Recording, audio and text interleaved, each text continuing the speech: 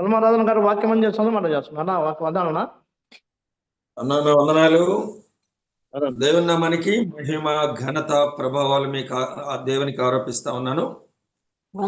ఇది నాన్న పాలి భాగస్థులైనటువంటి సహోదరులకు సహోదరులకు దేవుని సేవకులకు పెద్దలైన వారికి పరిచర్య చేస్తున్నటువంటి వారందరికి కూడా యేసుక్రీస్తు నామంలో హృదయపూర్వకమైన వందనాలు తెలియజేస్తా ఉన్నాను.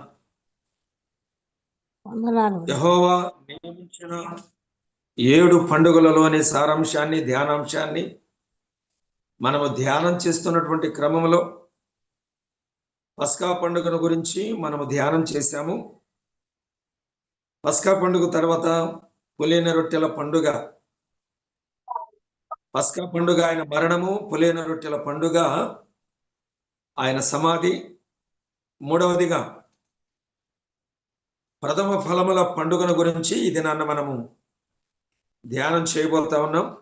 మూడవ పండుగ ప్రథమ ఫలముల పండుగ.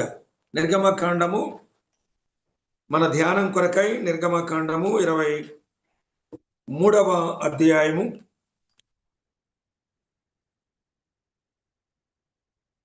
16వ వచనం నుండి చదువుతున్నాను. నిర్గమకాండము 23వ అధ్యాయము 16వ వచనం నుండి చదువుతున్నాను. నీవు పొలములో విత్తిన నీ వ్యవసాయముల తొలి పంట యొక్క కోత పండుగను, పొలములో నుండి నీ వ్యవసాయ ఫలములను నీవు కూర్చుకొనిన తరువాత సంవత్సరాంతమందు ఫల సంగ్రహపు పండుగను ఆచరింపవలెను. సంవత్సరమునకు 3 మారులు పురుషులందరూ ప్రభువైన యెహోవా సన్నిధిని కనబడవలెను. 19వ వచనాన్ని చదువుతున్నాను. 19వ వచనం, నీ భూమి ప్రథమ ఫలములలో మొదటి వాటిని నీ దేవుడైన యెహోవా మందిరమునకు తేవలెను. నీ భూమి ప్రథమ ఫలములలో మొదటి వాటిని నీ దేవుడైన యెహోవా మందిరమునకు తేవలెను. లేవియా కాండము 23వ అధ్యాయం, లేవియా కాండము 23వ అధ్యాయము 9వ వచనం నుండి చదువుతున్నాను. మరియు యెహోవా మోషేకు ఇలాగ సెలవిచ్చాను, నీవు ఇశ్రాయేలులతో ఇట్లనము, నేను మీకు ఇచ్చుచున్న దేశమునకు మీరు వచ్చి దాని పంటను కోయినప్పుడు మీ మొదటి పంటలో ఒక పనను యాజకుని ఎత్తుకు తేవలెను. యెహోవా మిమ్మును అంగీకరించున్నట్లు అతడు యెహోవా సన్నిధిని ఆ పనను అల్లాడింపవలెను. విశ్రాంతి దినమునకు మరుదినమున యాజకుడు దానిని అల్లాడింపవలెను. మీరు ఆ పనను అర్పించు దినమున నిర్దోషమైన ఏడాది పొట్టేలును యెహోవాకు దహన బలిగా అర్పింపవలెను. దేవుడు తన మాటలు మనందరి కొరకు దీవించున్నట్లుగా చిన్న ప్రార్థన నేను కూడా చేస్తాను. కృపగలిగిన మా ప్రియ పరలోకపు తండ్రి, జీవాధిపతి, మీ పరిశుద్ధ నామమును బట్టి స్తోత్రాలు. మహాగణుడా, మీకే వందనాలు చెల్లిస్తా ఉన్నాం. ప్రియ పరలోకపు తండ్రి, అనుదినము జరిగిస్తున్న ఎఫ్రాతా క్రిస్టియన్ అసెంబ్లీ బెల్గాం నుండి ఈ జూమ్ మీటింగ్ను బట్టి మీకు స్తోత్రాలు. అనుదినము మీ దాసులైన వారందరూ కూడా వాక్యాన్ని అందిస్తా ఉన్నారు. అల్పుడైన నేను కూడా పరలోకపు తండ్రి మీ దాసులతో కలిసి ప్రతి మంగళవారం ఆనాడు ఇశ్రాయేలులకు మీరు నియమించిన పండుగలలోని సారాంశాన్ని, ధ్యానాంశాన్ని, మర్మాంశాలను మేము ధ్యానం చేయటానికి మీ ఆత్మ సహాయాన్ని కోరుకుంటూ పాటల్లో ఇంతవరకు సహాయం చేశారు. తిరిగి మీ దాసుడు మీ పక్షంగా జరిగిపోయిన వాటిని, జరుగుతున్న వాటిని, జరగబోయే వాటిని మీ ఆత్మ సహాయమును బట్టి మా తండ్రినైనా వినేవారికి, ఇప్పుడు వినేవారికి, తర్వాత వినబోయే వారికి అందిస్తున్న ఈ లేఖనాల్లో ప్రతి వ్యక్తి ఆత్మీయంగా మేలు పొంది బలపడి స్థిరపడినట్లుగా సహాయం చేయమని జూమ్ మీటింగ్ జరిగిస్తున్న మీ దాసులు పాలనను బట్టి, కుటుంబాన్ని బట్టి, పరిచర్యలను బట్టి కూడా స్తోత్రాలు చెల్లిస్తూ ఆశీర్వదించమని, నన్ను మరుగుపరచమని యేసు ప్రభు నామంలో ప్రార్థన చేసి సహాయం అడిగి వేడుకుంటున్నాను పరలోకపు తండ్రి. ఆమేన్. ప్రభునందు ప్రియులారా, పస్కా పండుగను గురించిన విషయాలు మనం ధ్యానం చేశాం. పస్కా పండుగను వధించబడుట, పస్కా గొర్రెపిల్ల యొక్క రక్తమును వారి ద్వారబంధాలకు పోయుట, దానిని వండుకొని తినుట, వీటన్నిటిని గురించి కొంత మనం ధ్యానం చేశాం. ఎలా పస్కాను ఆచరించాలో, ఎక్కడ ఆచరించాలో, ఎవరెవరితో ఆచరించాలో ఆ విషయాలు మనము పాత నిబంధనలో నుండి క్రొత్త నిబంధనలోనికి, క్రొత్త నిబంధనలో నుండి ఆనాడు ఇశ్రాయేలు జాతిలో నుండి నేడు యేసుక్రీస్తు రక్తములో కడగబడిన సంఘము ప్రభువుని ఎలాగున ఆరాధించాలనో, ఎలాగున స్తుతించాలనో, ఎలాగున గణపరచాలనో, ఎవరెవరితో ఆరాధించాలనో, ఏ విధంగా ఆరాధించాలనో, ఆరాధించే ప్రజల యొక్క జీవితము ఎలా ఉండాలనో అవి మనం ధ్యానం చేశాం. పస్కా పండుగ, పులియని రొట్టెల పండుగ, వాటిని గురించి మనం ధ్యానం చేశాం. ఈ దినాన ప్రథమ ఫలముల పండుగను గురించి మనము ధ్యానాన్ని మొదలుపెట్టాం. ప్రథమ ఫలముల పండుగ. ఈ ప్రథమ ఫలముల పండుగ ఎప్పుడు వారు ప్రారంభించాలో ఆ విషయాలు లేఖనాల్లో స్పష్టంగా వ్రాయబడి ఉన్నది. పస్కా పండుగ ఏమో నెలలో 14వ తారీఖున సాయంకాలమున వారు పస్కాను ఆచరించాలని చెప్పాడు. అదే నెలలో 15వ తారీఖు నుండి 21వ తారీఖు వరకు పులియని రొట్టెల పండుగను వారు ఆచరించాలని చెప్పాడు. అదే నెలలో 16వ తేదీన ప్రథమ ఫలముల పండుగను వారు ఆచరించాలి అని అన్నాడు. మీరు విత్తనాలు విత్తిన తర్వాత, భూమిలో విత్తనాలు విత్తి అది పైకి మొలిచి ఎదిగి బహుగా ఫలించిన తర్వాత, కోతకు వచ్చిన తర్వాత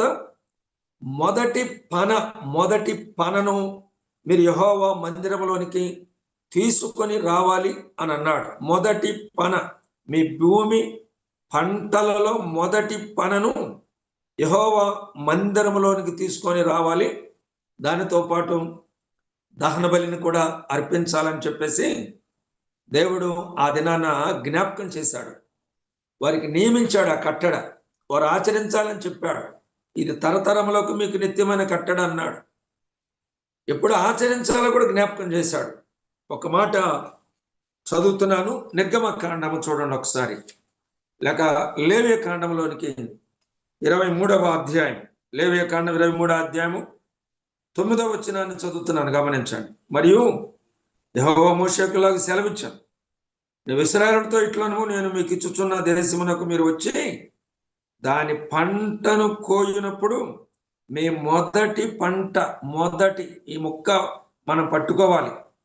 ఇందులోనే జరిగిపోయిన సంగతులు, జరగవలసిన సంగతులు, భవిష్యత్తులో జరగబోయే సంగతులు, ఈ మొదటి పంట అనే దాంట్లో దేవుడు మర్మంగా, గోప్యంగా ఇమిడ్చి ఉంచాడు. అవి పరిశుద్ధాత్ముని ద్వారా మనం ధ్యానం చేసి ఆత్మీయంగా మేలు పొందుదాం. నీ మొదటి పంటలో ఒక పనను యాజకుని యొద్దకు తేవలను, యెహోవా మిమ్మల్ని అంగీకరించున్నట్లు అతడు యెహోవా సన్నిధిని ఆ పనను అల్లాడింపవలను. విశ్రాంతి దినమునకు, ఈ మాట పట్టుకోండి, విశ్రాంతి దినమునకు మరుదినము అని అన్నాడు. విశ్రాంతి దినమునకు మరుదినము అన్నాడు. విశ్రాంతి దినము అంటే ఆదివారం కాదు. చాలా మంది ఆదివారం విశ్రాంతి దినము అని చెప్పేవాళ్ళు కూడా లేకపోలేదు. సంఘానికి విశ్రాంతి దినము లేదు. సంఘానికి ప్రభు దినం ఉన్నది.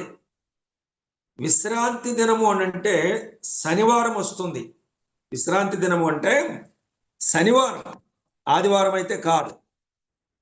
శనివారానికి మరుదినము అని అన్నాడు. శనివారానికి మరుదినం ఏంటి? శనివారం తర్వాత వచ్చే రోజు ఏమిటి? మరో రోజు ఆదివారం. ఆదివారము ఆ పనను మీరు తీసుకొని వచ్చి యెహోవా సన్నిధిని దానిని అల్లాడింపవలెను.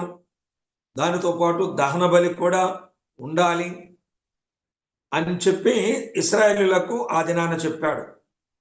ఇది ఫల సంగ్రహపు పండుగ, ప్రథమ ఫలముల పండుగ.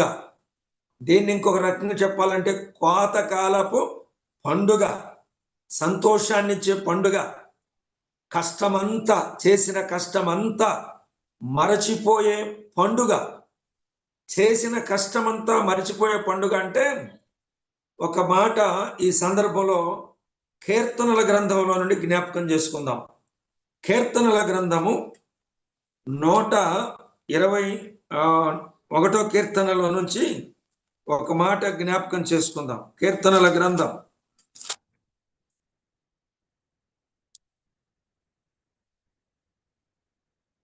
101 కీర్తన, 121 కాదు, 101 కీర్తనలో నుంచి ఒక మాట మనము జ్ఞాపకం చేసుకోవచ్చు. అక్కడ వ్రాయబడిన మాట ఒకసారి ఆ వచనాన్ని నేను స్పష్టంగా చెప్పడానికి కొంచెం వచనం మర్చిపోయినట్టున్నాను. 126 కీర్తన, 126 కీర్తన. सीढ़ी का, बोरी का, ऊपर का अलग मीटर है, इसका अलग है. అది కొంచెం మీట్లో ఉండండి. 126 కీర్తన, 126 కీర్తన 5వ చరణం. కన్నీళ్లు విడుచుచు విత్తువాడు సంతోష గానముతో పంట కోసెదరు అని అన్నాడు. కన్నీళ్లు విడుచుచు విత్తువాడు సంతోషగానముతో పంట కోసెదరు. పిడికెడు విత్తనములు చేత పట్టుకొని ఏడ్చుచూ పోవు విత్తువాడు సంతోషగానము చేయిచు పనలు మోసుకుని వస్తారు అని చెప్పేసి అన్నాడు కీర్తనకారుడు. కన్నీళ్లు విడుచుచు విత్తుట అని అన్నాడు. ఇది వ్యవసాయాన్ని జ్ఞాపకం చేస్తున్నటువంటి మాట. పొలములో విత్తిన పంటలు, ఒక రైతు పొలములో విత్తనాలు విత్తేటప్పుడు ఎంతో కష్టం, ఎంతో బాధ, ఎంతో వేదన. దుక్కి దున్నాలి, నీరు కట్టాలి, విత్తనాలు తీసుకొని వెళ్ళాలి, పనివారితో కలిసి ఆ విత్తనాలు భూమిలో విత్తాలి, దానిని కనిపెట్టాలి. అవి ఎదిగిన తర్వాత దానికి పురుగు పట్టకుండా, జబ్బు రాకుండా, తెగులు రాకుండా పైన మందు, భూమిలో మందు, అవసరం వచ్చినప్పుడు నీళ్లు కట్టి ఒక పసి పిల్లవాడిని కాపాడినట్లుగా ఆ రైతు కాపాడి, పసి పిల్లవాడిని కాపాడినట్లుగా రైతు కాపాడి, అది పండిన తర్వాత పడిన కష్టం అంతా మర్చిపోతాడు ఆ రైతు. దానికి ముందుగా ఆ విత్తనాలు వేసేటప్పుడు ఆ డబ్బులు లేకపోతే గనక ఇంట్లో ఉన్న బంగారం బ్యాంకులో పెట్టి ఆ డబ్బు తీసుకొచ్చి విత్తనాలు కొని వేస్తాడు. పై ముందు కొట్టడానికి, బలం ముందు వేయటానికి కొంత ధనము ఖర్చు చేస్తాడు. ఆ పొలం కొరకు చాలా ధనం ఖర్చు చేస్తాడు. రాత్రనక పగలనక ఆ రైతు చేలోని కనిపెట్టుకొని ఉంటాడు. ఈ లోపల ఎన్ని ప్రమాదాలు ఉంటాయి. రాత్రులు వెళ్ళి పొలానికి నీళ్లు కట్టడం, ఎన్ని ప్రమాదాలు. నేను కూడా వ్యవసాయం చేసిన వాడిని కాబట్టి పొలానికి వెళ్ళి పురుగు ముట్టుకొని, పాములు గరిచి చనిపోయిన రైతులు చాలామంది ఉన్నారు. మనం ఒక ముద్ద తింటున్నాము అని అంటే అది కూరగాయలైనా, ధాన్యమైనా, ఏదైనా కానీ దాని వెనుక ఎంత కష్టం ఉంటుందో ఈ డబ్బులు పెట్టి కొనే ధాన్యాన్ని కొనే వారికి అంత కష్టం తెలియదు. అంత కష్టం. ఈ కష్టమంతా ఈ రైతు ఎప్పుడు మర్చిపోతాడు అని అంటే, ఆ పంట కోసి పంట కూర్చుకొని ఇంటికి వచ్చిన తర్వాత ఆ పంటను ఇంట్లో వేసుకొని తన భార్య, తన పిల్లలు, తన బంధువులు, తల్లి, తండ్రి అందరూ కలిసి సంతోషిస్తారు, ఆనందిస్తారు. విత్తేటప్పుడు కన్నీరు, పని చేసేటప్పుడు బాధ, వేదన, కష్టం, ఖర్చు ఇదంతా ఉంటుంది. పంట ఇంటికి వచ్చినప్పుడు ఆనందగానముతో పనులు మోసుకొని, బస్తాలు మోసుకొని, గోతాలు మోసుకొని, బండ్లకు వేసుకొని తిరిగి వచ్చినప్పుడు ఆ రైతు ముఖంలో ఎంత ఆనందం ఉంటుంది, ఆ రైతు కుటుంబంలో ఎంత సంతోషం ఉంటుంది. అందుకని ప్రథమ ఫలముల పండుగ అంటే ఫల సంగ్రహ పండుగ, కోతకాలపు పండుగ. ఇది మీరు ఆచరించాలి అని అన్నాడు. ఈ పండుగ దేనిని సూచిస్తూ ఉంది అని అంటే, ప్రథమ ఫలముల పండుగ. ఇజ్రాయెల్ దేశంలో ఎక్కువగా గోధుమ గింజలు కాబట్టి వాళ్ళు విత్తేది గోధుమ గింజలు వారు విత్తుతారు కాబట్టి ఆ గోధుమ గింజ భూమిలో పడి అది చనిపోయి అది తిరిగి పైకి లేచేటప్పుడు ఆ పాత ఉన్నటువంటి ఆ పెంకులు, గోధుమ ఆ పైన ఉన్నటువంటి ఆ పెంకు లేక పొట్టు, ఆ పాతది భూమిలోనే ఉండిపోతుంది. నూతనమైనటువంటి ఆ రెబ్బలతో, ఆకులతో అది పైకి వస్తుంది. అది గోధుమ గింజ అయినా ఏ గింజ అయినా సరే, ఆ పాతది పైకి రాదు. నూతనమైన చిగురుతో, ఆకులతో అది పైకి వస్తుంది. ఇది దేనిని తెలియజేస్తుంది అని అంటే, మన ప్రభు అయిన యేసుక్రీస్తు వారి యొక్క పునరుద్ధానాన్ని తెలియజేస్తుందండి. ప్రభు అయిన యేసుక్రీస్తు వారి యొక్క పునరుద్ధానం. ఆయన ఈ లోకానికి దిగివచ్చి మనుషులందరి కొరకు ఎన్నో కష్టాలు, ఎన్నో బాధలు, ఎన్నో వేదన ఆయన అనుభవించాడు. ఆయన కన్నీరు కార్చాడు, ఆయన కష్టాన్ని అనుభవించాడు, ఆయన నిందలు అనుభవించాడు. ఆయన ఆఖరి బొట్టు వరకు సిలువలో రక్తమంతా కూడా కార్చాడు. రక్తమంతా కార్చి, ఆఖరి బొట్టు వరకు రక్తమంతా కార్చి ఆయన చనిపోయి సమాధి చేయబడి ఆయన భూమిలో పాతి పెట్టబడ్డాడు. సమాధిలో పాతి పెట్టబడ్డాడు, సమాధిలో ఆయన ఉంచబడ్డాడు. అయితే విశ్రాంతి దినమునకు మరుదినమున అని అన్నాడు. ఆదివారమున ఆయన పునరుద్ధానుడై లేచాడు. పునరుద్ధానుడై లేచాడు. ఒక రైతు పంట ఇంటికి వస్తే ఆ కుటుంబం అంతా కూడా ఎలాగున ఆనందిస్తుందో, సంతోషిస్తుందో, గంతులు వేస్తుందో, యేసుక్రీస్తు తన స్వరక్తం ఇచ్చి సంపాదించిన సంఘం, దేవుని బిడ్డలు, దేవుని కుటుంబం, ప్రభు కుటుంబం, ఆయన ఇల్లు సంతోషించే రోజు పునరుద్ధానము రోజు, ఆదివారం రోజు.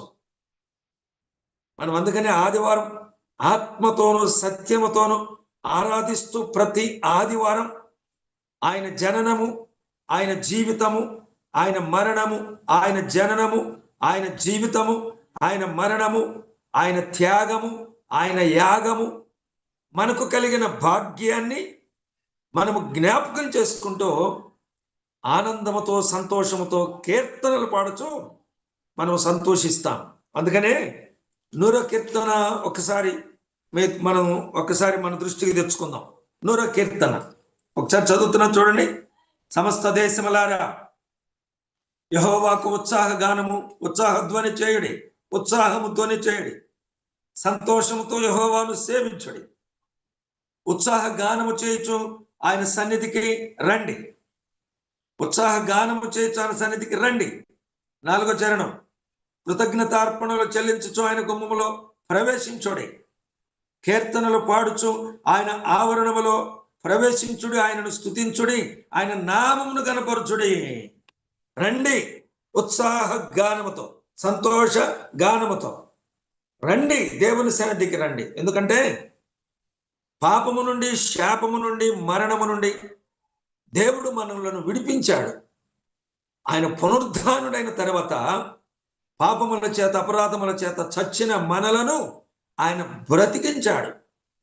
ఎఫెసీ పత్రికలో 2వ అధ్యాయంలో కనిపిస్తుంది.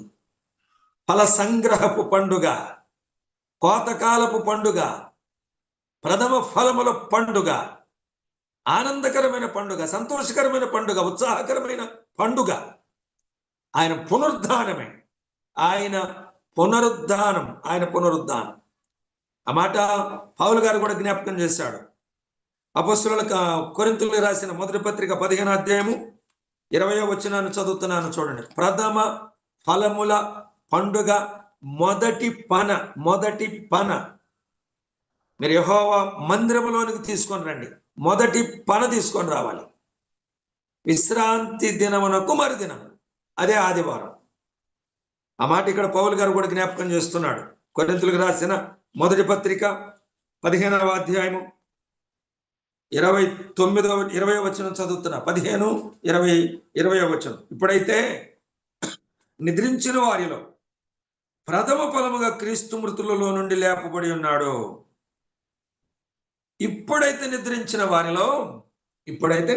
వారిలో ప్రథమ ఫలముగా క్రీస్తు మృతులలో నుండి లేపబడి ఉన్నాడు.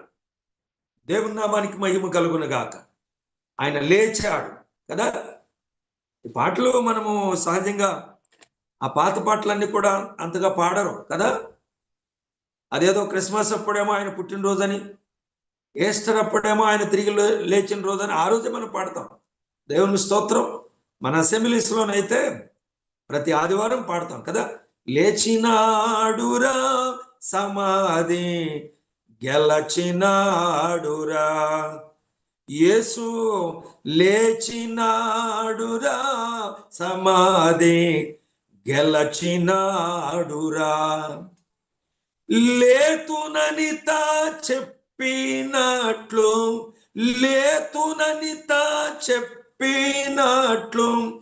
లేఖనముల ప్రకారముగా లేచినాడురా సమాధి గెలచినాడురా.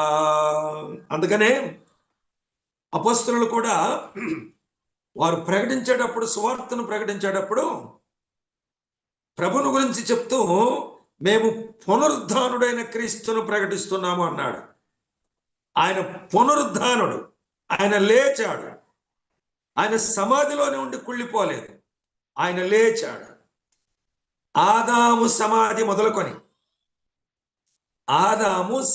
మొదలుకొని హవ్వమ్మ సమాధి మొదలుకొని యేసుక్రీస్తు యొక్క మరణం వరకు, అంతకుముందు చనిపోయిన వారు కానీ, యేసుక్రీస్తు పునరుద్ధానము తరువాత ఈ రోజు వరకు చనిపోయి పాతి పెట్టబడిన వారిలో కానీ,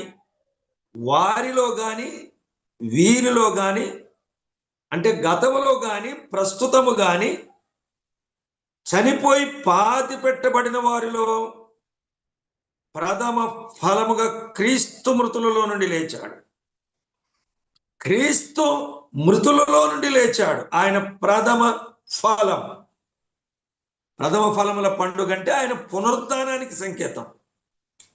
ఆ మాటలు ఇక్కడ జ్ఞాపకం చేస్తున్నాడు అపోస్తుడైనటువంటి పౌలు గారు కూడా. ఆ మాటలు మనకి జ్ఞాపకం చేస్తున్నాడు. ఆయన పునరుద్ధానపు పండుగ అని జ్ఞాపకం చేస్తున్నటువంటి ఆ మాటల్లో మనం ఇక్కడ ఒకటి గమనించాలి. 3 రకాల పునరుద్ధానాలు ఉన్నాయి ప్రియులారా. ప్రథమ ఫలముల పండుగ, ఫల సంగ్రహపు పండుగ, కోతకాలపు పండుగ మీరు ఆచరించండి, ఆనందించండి, సంతోషించండి. మీరందరూ ఒకరితో ఒకరు కలిసి ఉండండి, ఒకరినొకరు చూసి సంతోషించండి, కుటుంబంతో కలిసి సంతోషించండి. ఆనాడు కనానులోనికి వెళ్ళిన తర్వాత, విత్తనాలు వేసిన తర్వాత, అది పండిన తర్వాత మొదటి పనను తీసుకురండి అని చెప్పాడు. కానీ ఆ రోజు వాళ్ళకి దాని వెనుక ఉన్నటువంటి 3 కారణాలు. ఒకటి, యేసుక్రీస్తు యొక్క మరణము, ఆయన పునరుద్ధానం. రెండవది, విశ్వాసుల యొక్క పునరుద్ధానం. మూడవది, యేసుక్రీస్తును నమ్ముకోకుండా 100 అయినా, 110 అయినా, 80 అయినా, 70 అయినా ఈ లోకంలో క్రీస్తును అంగీకరించకుండా చనిపోయి సమాధి చేయబడిన వారి పునరుద్ధానం కూడా ఒకటి ఉంది. వారు అంత్య దినమున, చివరి దినాన వాళ్ళు లేవబోతున్నారు. ఈ ప్రథమ ఫలముల పండుగలో ఇంత అర్థం ఉంది. ప్రభు యొక్క పునరుద్ధానం, విశ్వాసుల యొక్క పునరుద్ధానము, అవిశ్వాసుల యొక్క పునరుద్ధానం. విశ్వాసుల పునరుద్ధానము, అవిశ్వాసుల పునరుద్ధానము ఖచ్చితంగా జరగబోతుంది అనే దానికి సంకేతము, రుజువు, ఆధారము ప్రథమ ఫలముగా క్రీస్తు లేచాడు. ఆయన లేచాడు అనే మాటను ఇక్కడ మనం చదువుకుంటా ఉన్నాం. ఆ మాట చదువుతున్నాను, గమనించండి. ఆయన తిరిగి లేచాడు అనే మాట 15వ అధ్యాయము ఆ మాట మనం చూస్తాం. మత్తయి రాసిన సువార్త 28వ అధ్యాయంలోను, మత్తయి రాసిన సువార్త 28వ అధ్యాయంలోను, మార్కు రాసిన సువార్త 16వ అధ్యాయంలోను, లోక రాసిన సువార్త 24వ అధ్యాయంలోను, యోహాను రాసిన సువార్త 20వ అధ్యాయంలోను ఆయన ఆదివారమున ఇంకా చీకటిగా ఉన్నప్పుడు పెందలకడ ఆయన లేచాడు, ఆదివారమున లేచాడు అనేది. కొరింథీ మొదటి పత్రిక 15వ అధ్యాయము 20వ వచనం నుండి 23 వచనాల్లో ఆ మాటలు ప్రస్తావిస్తున్నాడు అపోస్తలుడైన పౌలు గారు. 20వ వచనాన్ని చదివాము, క్రింద వచనాలు కూడా చదువుతున్నాను, గమనించండి. ఇప్పుడైతే నిద్రించిన వారిలో ప్రథమ ఫలము బాగా క్రీస్తు మృతులలో నుండి లేపబడి ఉన్నాడు. మనుషుని ద్వారా మరణము వచ్చిన గనుక మనుషుని ద్వారానే మృతుల పునరుద్ధానమును కలిగను. ఆదామునందు అందరూ ఎలాగ మృతి నొందుచున్నారో అలాగుననే క్రీస్తునందు అందరూ బ్రతికించబడుదురు. ఆదామునందు అందరూ ఎలాగ మృతి పొందారో అలాగనే క్రీస్తునందు అందరూ బ్రతికించబడుదురు. ప్రతివాడు తన వరుసలోనే బ్రతికించబడును అని అన్నాడు. ప్రతివాడు తన వరుసలోనే బ్రతికించబడును అని అన్నాడు. ప్రథమ ఫలము క్రీస్తు.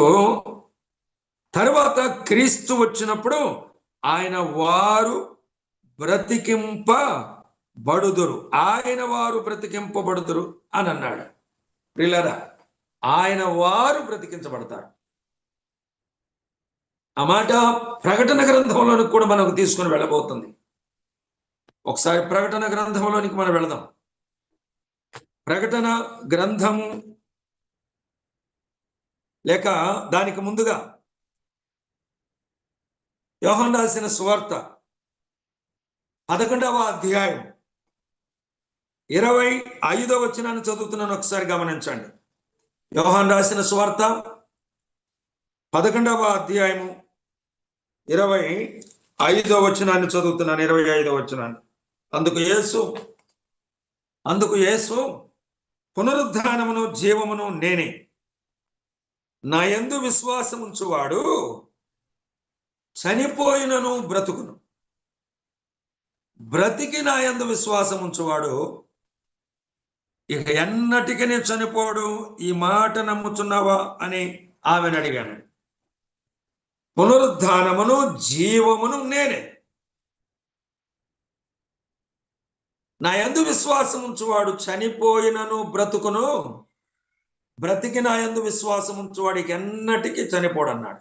ఏమిటి దీని భావము? ఇదే రక్షణ సువార్త.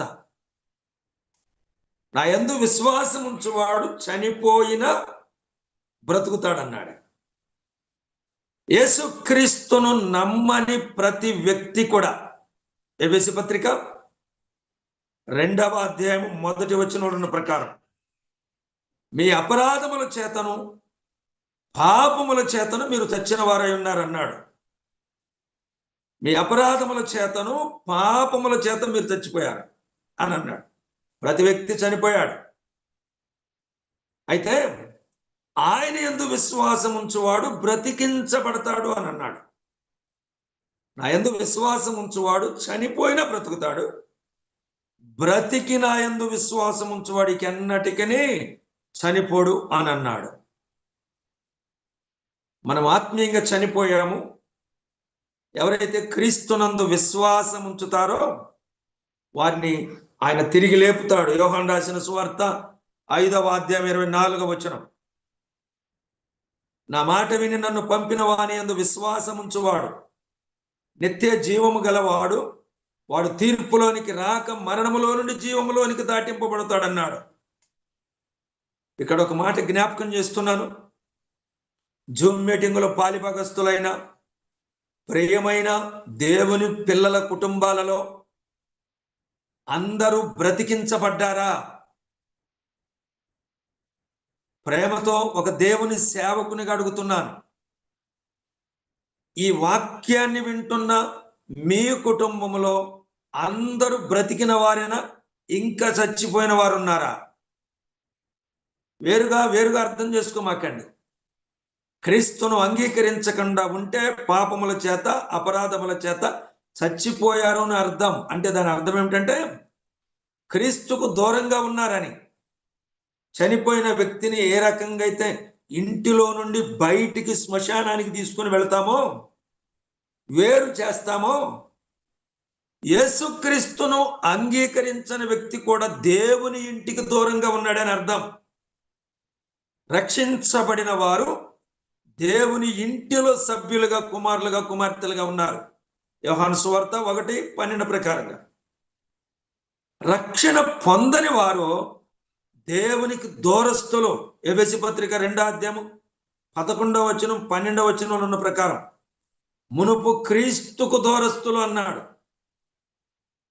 నేను ప్రేమతో అడుగుతున్నాను, ఇంట్లో అందరూ బ్రతికించబడిన వారా, ఇంకా చనిపోయిన వారు ఉన్నారా రక్షణ లేకుండా? యేసుక్రీస్తు రాబోతున్నాడు, బ్రతికిన వారిని తీసుకుని వెళ్ళిపోబోతున్నాడు. కుటుంబాలలో ఇంకా ఎవరైనా క్రీస్తును అంగీకరించకుండా ఉంటే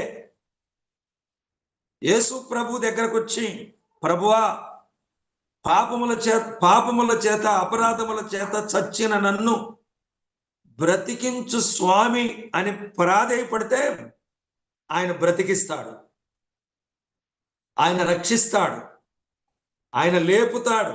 ఎఫెసీ పత్రికలో ఉంది. ఆయన లేపి, ఆయన బ్రతికించి, ఆయన లేపి పరలోకమందు ఆయనతో కూడా కూర్చుండబెట్టుకుంటాడు. ఈ ధన్యత ఉన్నది. ఆయన యందు విశ్వాసం ఉంచితే చనిపోయినా బ్రతుకుతారు, బ్రతికిన యందు విశ్వాసం ఉంచువాడికి అన్నటికీ చనిపోడు. దీని అర్థం ఏంటంటే ఇక రెండవ మరణము లేదు, రెండవ మరణము లేదు, ఆత్మ మరణము లేదు. ఆత్మ మరణము నుండి తప్పించడానికే యేసుక్రీస్తు వారు ఈ లోకానికి దిగి వచ్చాడు. దేహ రక్త మాంసములు ధరించుకొని లోకానికి వచ్చాడు. మానవులందరి పాపాలు తన వీపు మీద వేసుకున్నాడు. భరించలేని భారాన్ని, మోయలేని భారాన్ని, లోక పాపములు ఆయన భుజాన వేసుకొని మోసుకొని కల్వరి కొండ వరకు వెళ్ళాడు. ప్రతివాని యొక్క మరణాన్ని తాను అనుభవించాడు.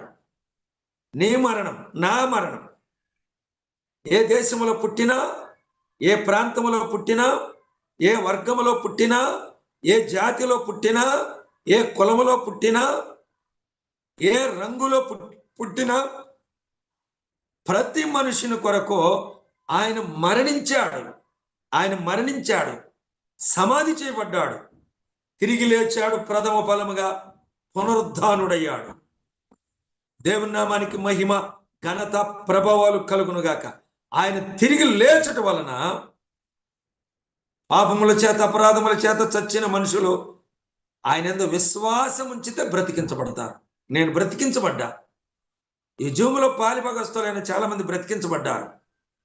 ఇంకా మన కుటుంబాల్లో, మన ప్రాంతాల్లో, మన ఇరుగు పొరుగు వారు, మన బంధువులలో, మన రక్త సంబంధికులలో ఇంకా ఎవరైనా ఉంటే గనక వారు తొందరగా క్రీస్తుని అంగీకరించి వారు కూడా తిరిగి జన్మించితే మంచిది. అందుకని నికోదేముతో అన్నాడు, ఒకడు క్రొత్తగా జన్మించితే గాని వాడు దేవుని రాజ్యములోనికి ప్రవేశించలేడని నీతో నిశ్చయముగా చెప్తున్నాను అన్నాడు.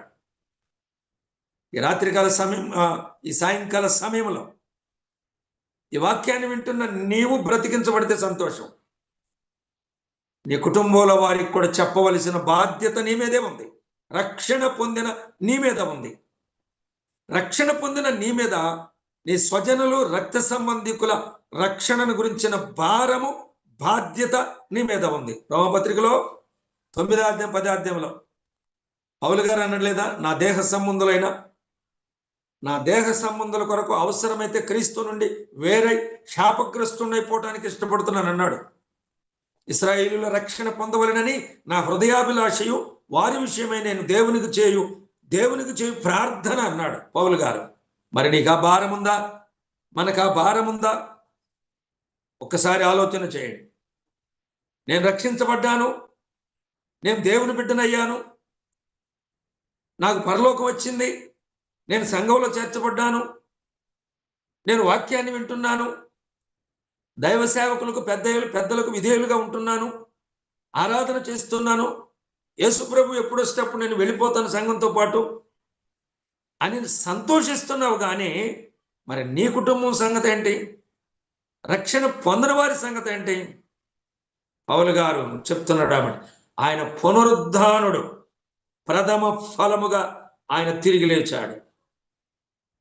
ఆయన తిరిగి లేచాడనే సంగతిని ఇక్కడ మనం జ్ఞాపకం చేసుకుంటా ఉన్నాం. ఆ మాటలు ఇక్కడ దేవుడు తెలియజేస్తా ఉన్నాడు. అందుకనే మరొక మాట జ్ఞాపకం చేస్తా ఉన్నాడు. ప్రకటన గ్రంథము 14వ అధ్యాయం చూడండి ఒక్కసారి. ప్రభు ప్రథమ ఫలముగా క్రీస్తు వచ్చినప్పుడు ఆయన వారు లేస్తారు అని జ్ఞాపకం చేస్తున్నాడు.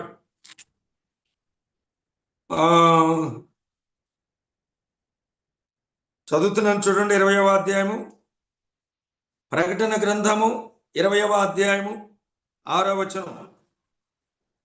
20వ అధ్యాయము 6వ వచనం చదువుతున్నాను. దానికంటే ముందుగా 5వ వచనాన్ని కూడా చదువుతున్నాను చూడండి. ఆ 1000 సంవత్సరములు గడుచు వరకు కడమ మృతులు బ్రతుకలేదు. ఇది మొదటి పునరుద్ధానం. ఈ మొదటి పునరుద్ధానములో పాలుగలవారు ధన్యులను, పరిశుద్ధులనయుందురు. ఇట్టి వారి మీద రెండవ మరణమునకు అధికారము లేదు. మీరు దేవునికిని క్రీస్తుకును యాజకులై క్రీస్తుతో కూడా, వీరు దేవునికిని క్రీస్తుకును యాజకులై క్రీస్తుతో కూడా 1000 సంవత్సరములు రాజ్యం ఏలబోతున్నారు, పరిపాలించబోతున్నారు. రక్షణ పొందిన వ్యక్తి మొదట ప్రభు లేచాడు, ఆయన వచ్చినప్పుడు ఆయన వారు లేస్తారు అన్నాడు. చివరిగా ఇంకొక వచనాన్ని జ్ఞాపకం చేసుకుందాం. ప్రథమ ఫలముల పండుగ, ఫల సంగ్రహపు పండుగ, కోతకాలపు పండుగ, ఇది మీకు కట్టడ. ఆ దేశం వెళ్ళిన తర్వాత మొదటి పంట, మొదటి పన తీసుకొని యెహోవా మందిరంలోనికి రావాలని చెప్పిన దానిలో దేవుడు దాచి ఉంచిన ఆ మర్మాలను పరిశుద్ధాత్మని ద్వారా మనం తెలుసుకుంటున్నాం. చివరిగా ఒక లేఖనాన్ని చదివి నేను ఈ సమయాన్ని ముగిస్తాను.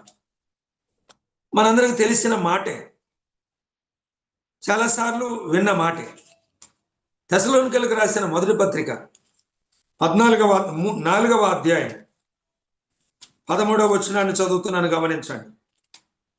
తెస్సలోనికీయులకు రాసిన మొదటి పత్రిక 4వ అధ్యాయం 13వ వచనం.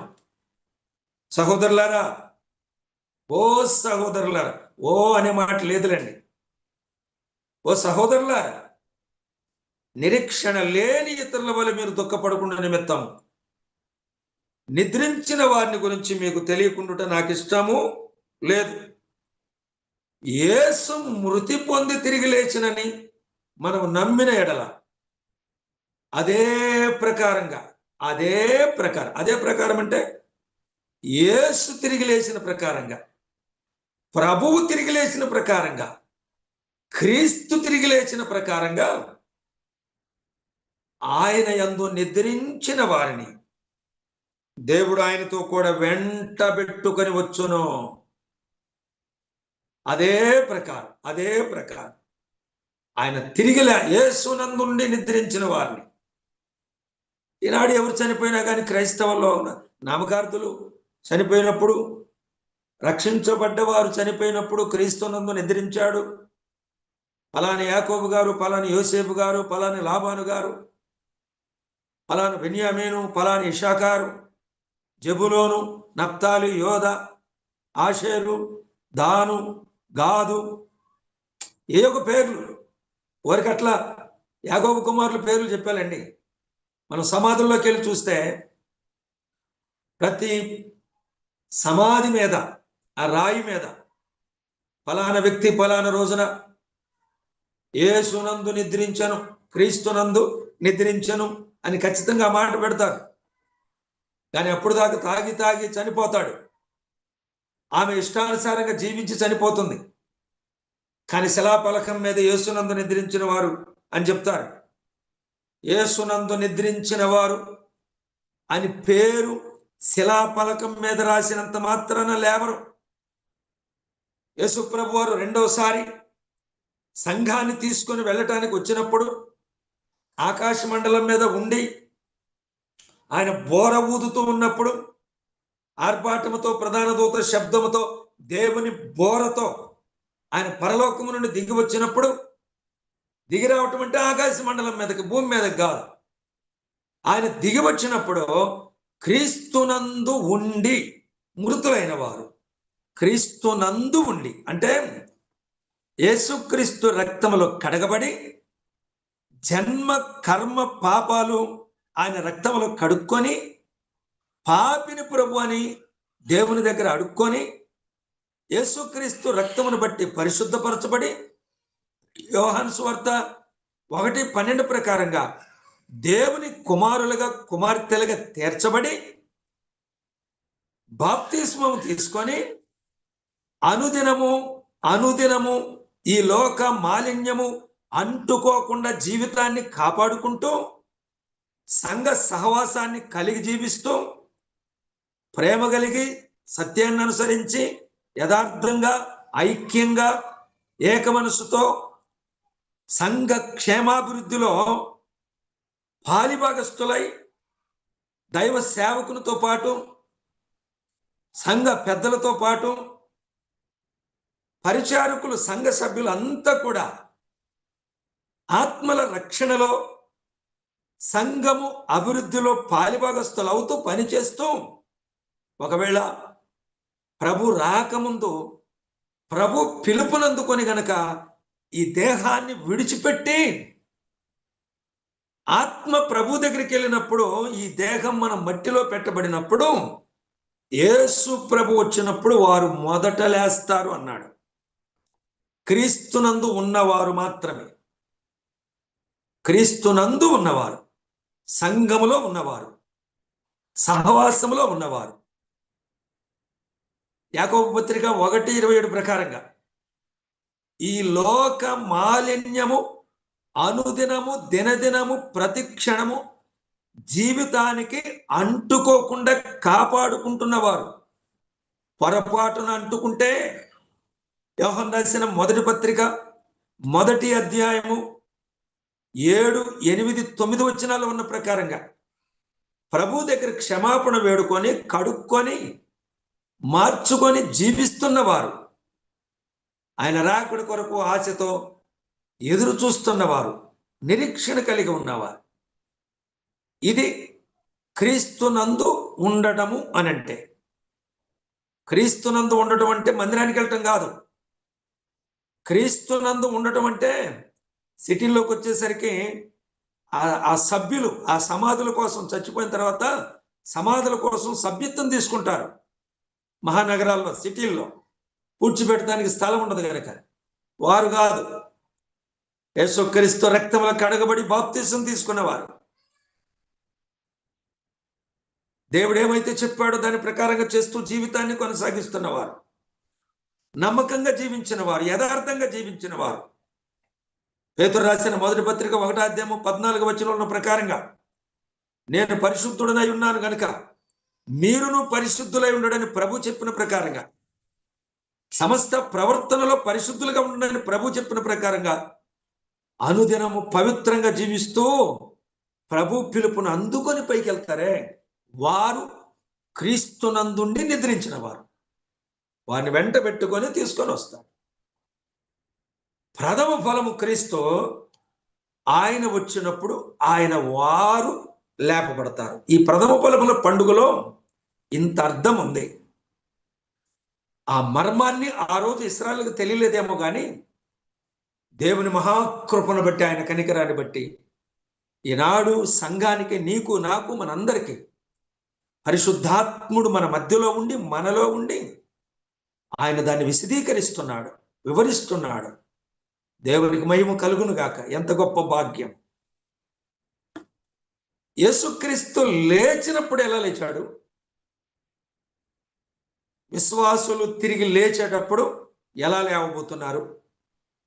ప్రభు చిత్తమైతే వచ్చే మంగళవారం వరకు యేసుక్రీస్తు ప్రభు మరల రెండవసారి రాకపోతే సంఘాన్ని తీసుకొని వెళ్ళటానికి, ఆ వచ్చే మంగళవారం వరకు రాకపోతే గనక ఆ పునరుద్ధానము ఎలాగూ జరగబోతుందో, మృతుల పునరుద్ధానము ఏ విధంగా ఉండబోతుందో తర్వాత మనము ధ్యానం చేద్దాం. అంతవరకు దేవుడు ఈ మాటలు మనందరి కొరకు దీవించునుగాక. ప్రథమ ఫలముల పండుగ 16వ దినమున మీరు జరిగించాలి అన్నాడు. మిగతా విషయాలు ప్రభు చిత్తానుసారంగా ధ్యానం చేద్దాం. అంతవరకు ఈ మాటలు దేవుడు దీవించునుగాక. ఈ కుటుంబాల్లో ఇంకా ఎవరైనా రక్షణ పొందకపోతే ఇకనైనా క్రీస్తుని అంగీకరించి ధన్యులు కావాలని ప్రేమతో తెలియజేస్తున్నాను. అందరికి వందనాలు. సెలవు తీసుకున్నాను. వందనాలయ్యా.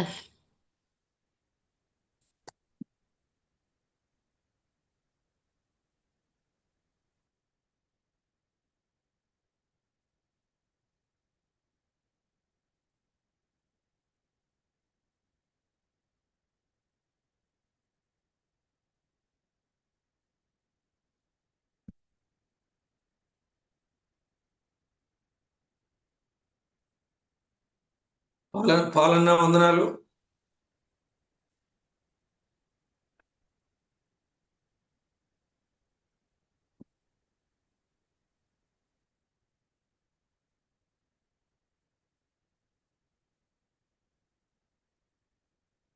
పాల్ బ్రదర్ వందనాలండి. పాల్ బ్రదర్,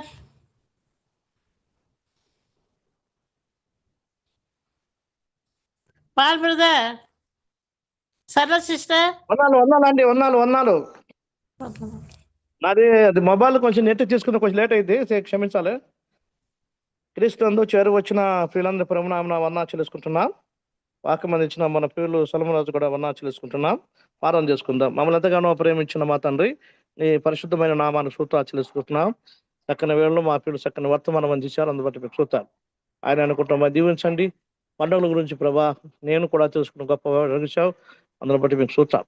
బహుమతులమైన మా ప్రభా, 10 మందికి వాక్యం చెప్పిన ఒక్కడి మేలు పొందితే ప్రభా ఎంతో క్షేమకరమైన విషయం. అందువల్ల పండుగలు అనేది చాలా మంది కోసం కనుకనైనా నీ దాసుడు నిలబెట్టుకొని చక్కని వర్తమానం ఇచ్చున్నాం, అందుబట్టి స్తోత్రాలు చెల్లించుకుంటూ మా పరలోకమందు ఉన్న యేసుక్రీస్తు నామమున అడిగి వేడుకుంటున్నాము తండ్రి, ఆమేన్. పద్మా సిస్టర్ వందనాలు. వందనాలండి. వాక్యం చెప్పిన బ్రదర్ గారికి వందనాలు, అందరు నడిపిస్తున్న అందరికీ వందనాలండి. మీకు కూడా వందనాలు. గ్రూప్ లో సిస్టర్స్ అందరికీ వందనాలు. Okay sir. వందనాలండి. వందనాలండి. వందనాలు బ్రదర్. వందనాలు. జిమ్లో వచ్చిన ప్రతి వందనాలు. జిమ్లో వచ్చిన మహేష్ అన్న వందనాలు. చేరు వచ్చిన అందరికి ప్రభునామం వందనాలు. అన్నా సల్మాదన్న వందనాలన్నా. అన్న వందనాలు. వందనాలు. థ్యాంక్ యూ సో మచ్ అన్న, మంచి వర్తమానం ఇస్తున్నారు. Thank you. Thank you ఎప్పుడైతే అన్న, క్రిస్టియన్ వందనాలు. మెదనాస్లో రికార్డ్ అయ్యింది. యూట్యూబ్ మరోసారి వినవలసిన వాక్యం వినవలసింది కానీ మనం చేస్తాం. ప్రభునామం అందరికీ వందనాలు. Okay, good night. పెట్టలేదు మాకు, ఇది అది కూడా పెట్టండి. పెడతాను సిస్టర్, రేపు పెడతాను, ఉదయాన్నే పెడతాను. అంటే నేను ఒక ఆవిడకి పెడతాను, ఆవిడేమో రాత్రి పొద్దు నుంచి తినేస్తున్నాను. సరే